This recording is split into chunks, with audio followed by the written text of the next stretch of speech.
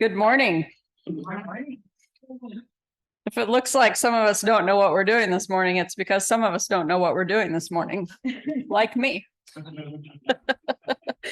So if you don't know, if you've just happened upon this place at this time, what you may not know is that this is the first of an experimental trial of a 2-service Sunday morning model.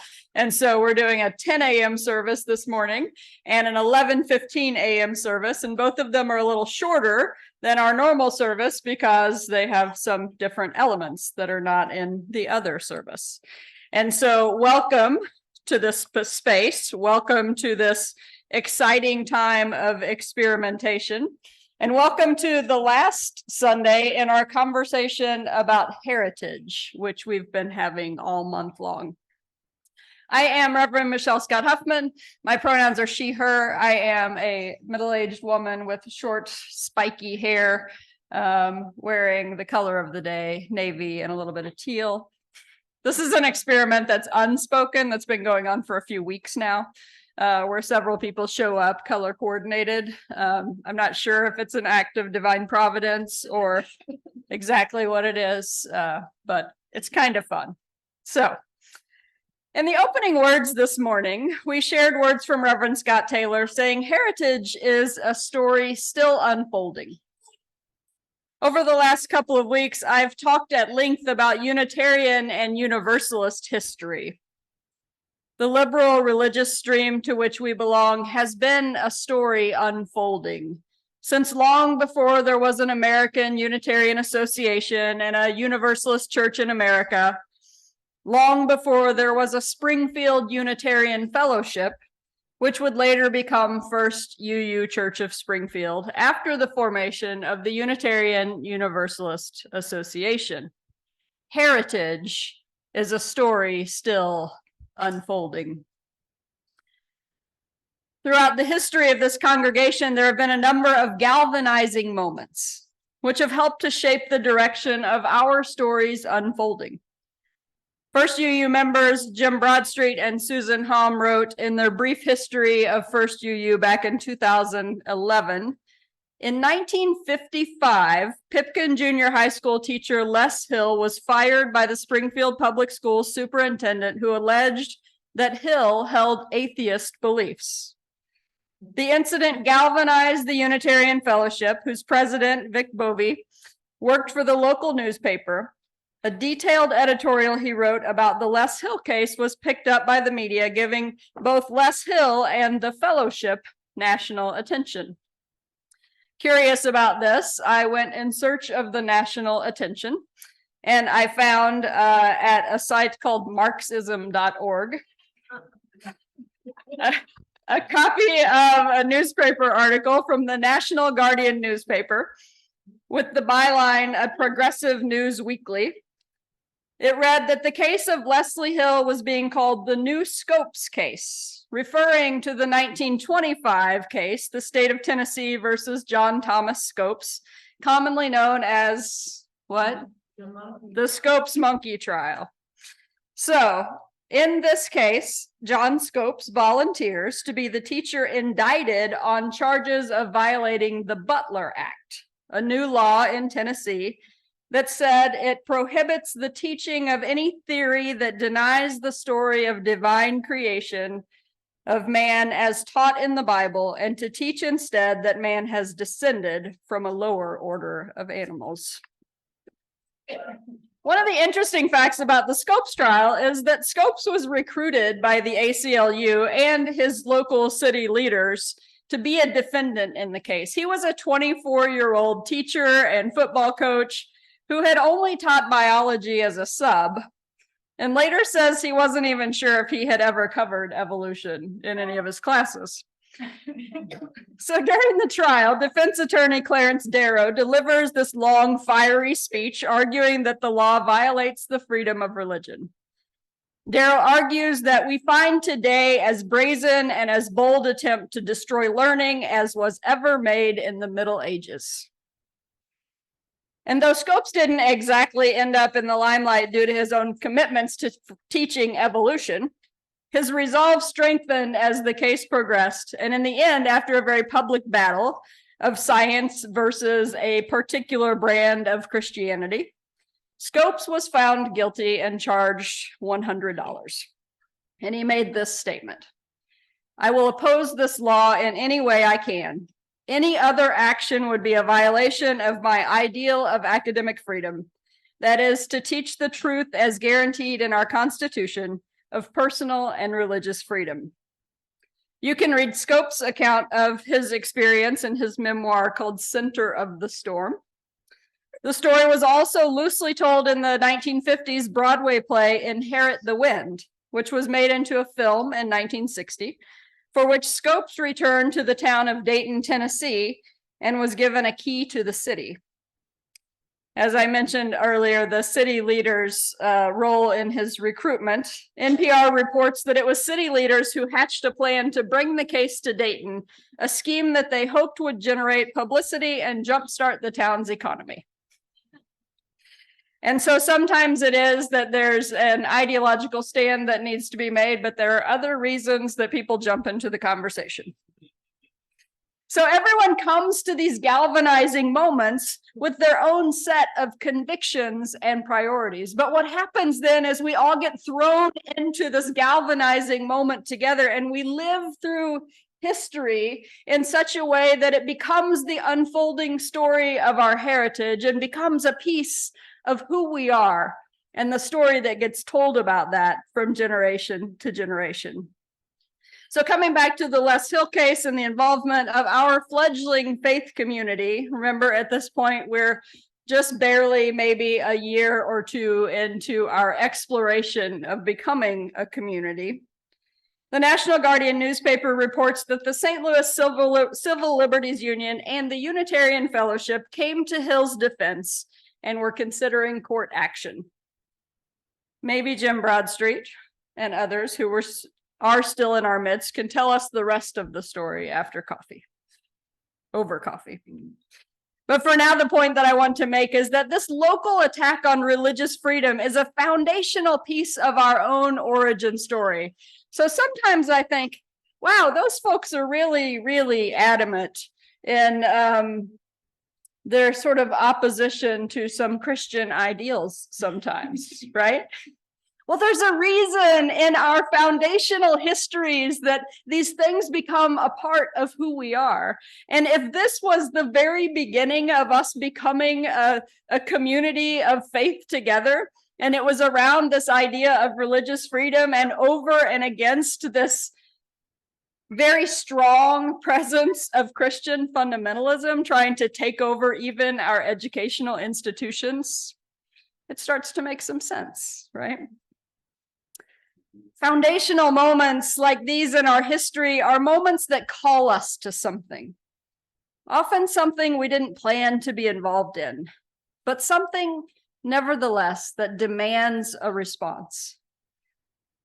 The Scott Taylor words I referred to at the beginning of this message that we heard Marilyn read go on to say, history tends to trap us in the tales about what they did.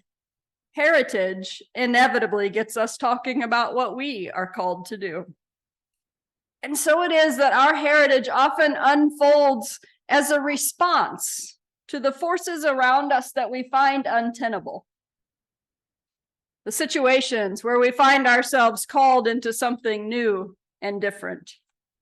These moments of meta-narrative and counter-narrative become defining moments for us as individuals and as communities.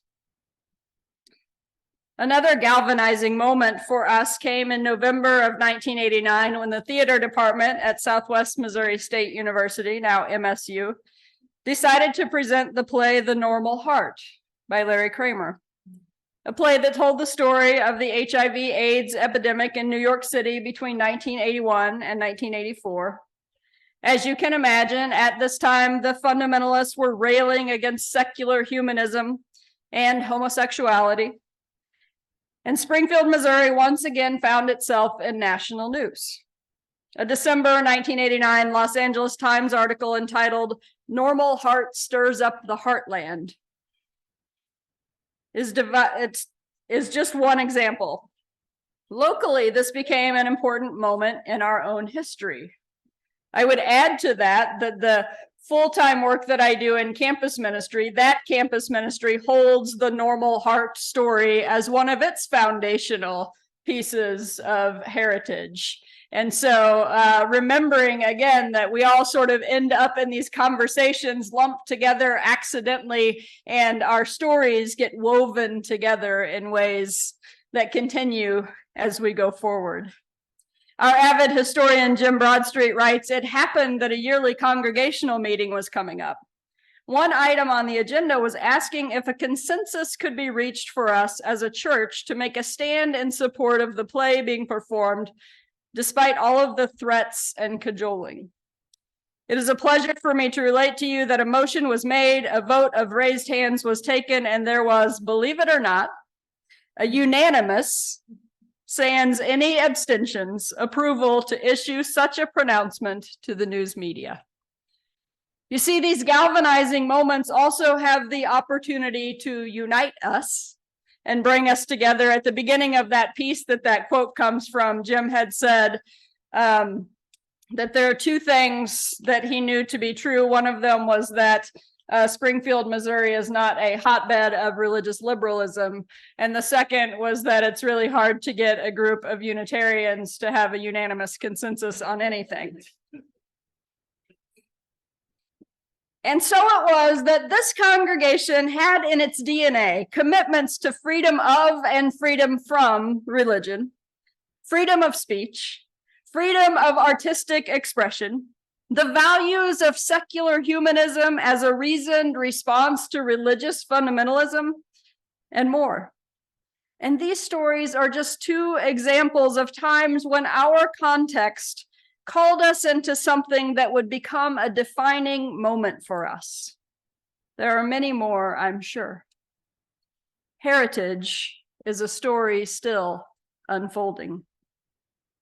There are stories, too, that have been formative for us, like the completion of this beautiful building in 1984, that has the personality of all of the folks who planned it and built it in every place that you see.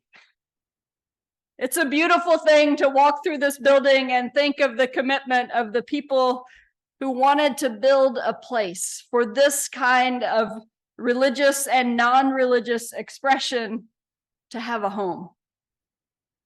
It was an effort, our historians report, that stretched us financially, physically, emotionally, in every way possible. And we got it done. And then the victory of paying it off and celebrating with a mortgage burning just a decade later. Through this effort, the values of generosity, collaboration, hard work, and determination. Leo is very determined. Those values became grafted deep into our story. I wonder if you think about your own family or other associations that are important in your life. Can you point to any of these kinds of foundational defining moments? Moments that offered direction for those unfolding stories? What was the impetus for your ancestors to pack up and move from one place to another? What were the tensions that provided the energy to make a change? What were the values that emerged from those experiences? And to what are they calling you today? You see, sometimes we step into something that has been long established, like this church. We might come here and see a history that looks to be static, that goes back all of those years and all of these sort of defining moments. But what we don't see is the way that it was adapting and evolving throughout that time. So those of us who come along later are inheritors of a long history of evolution and adaptation, invited into a present and then a future that inevitably still involves evolution and adaptation. And sometimes that can be hard. Because sometimes we just get tired of adapting and evolving, and we just want to rest. And that's the beauty of a multi-generational faith community, right? Where we can all still hold each other in this space, and that when some of us get past the point where we have the energy to do all of the evolving and adapting, we have these folks over here. All of these beautiful humans sitting on the floor, ready to grow up into adapters and evolvers of their own communities, but communities that will hold the heritage that has been formed by the still unfolding story that we have been a part of. So perhaps the question is, what is it now? What untenable meta-narrative is calling out to us, inviting us to engage with our own counter-narrative? Or in the words of Scott Taylor again, what is the plot line of which we are a part? And how do we most faithfully play our part?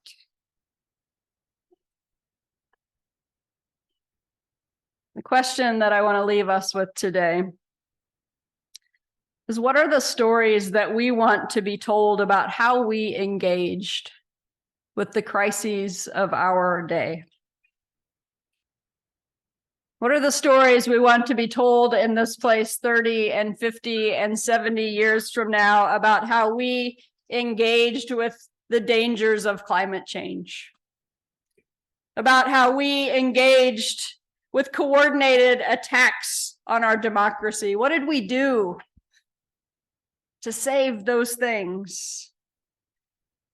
What are the stories that we want to be told on how we approached threats to any progress that's been made in LGBTQ plus inclusion in our institutions, in our societies? What are the stories we want to be told about what our response was to this new effort at book banning in our public libraries and in our schools? What are the stories we want to be told about the continuing efforts similar to the Scopes trial almost a century ago, that we're having the same conversations still? What are the stories we want to be told about how we confronted the new way that people accept alternative facts and an overall anti-intellectualism?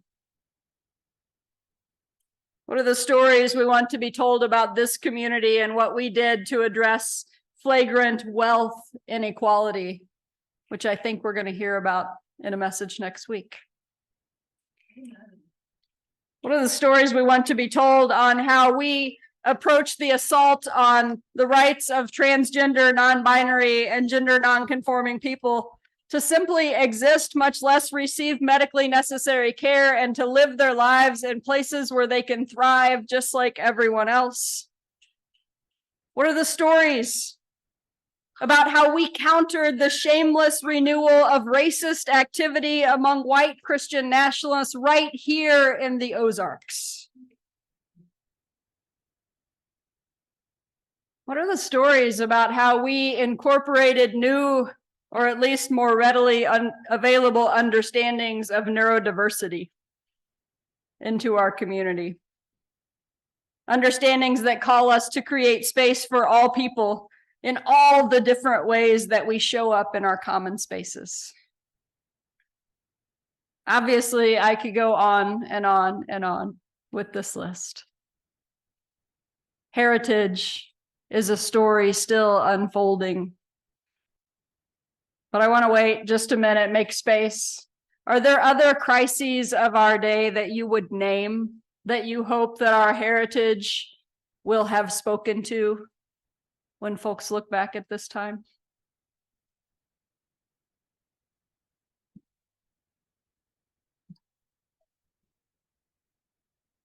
It was a long list.